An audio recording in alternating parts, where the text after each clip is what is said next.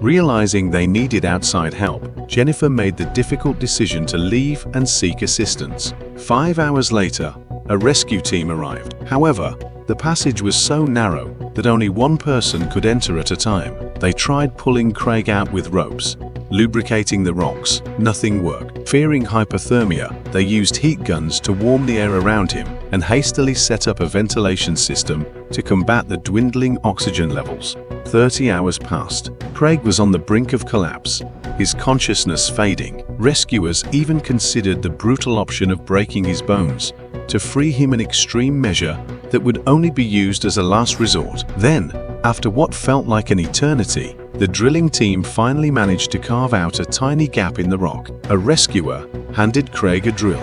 His fate was now in his own hands. With his heart pounding, he gripped the drill tightly. This was his final chance.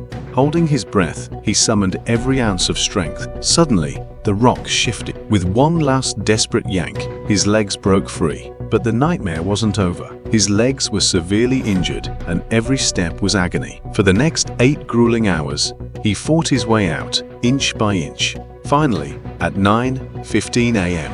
on Monday morning, Craig emerged from the cave, greeted by the first rays of daylight. This disaster could have been avoided. At any point in that narrowing passage, Craig could have turned back, but he kept pushing forward, testing his limits. What he didn't realize was that caves are unforgiving. They can make countless mistakes, but for explorers, a single mistake can mean the difference between life and death.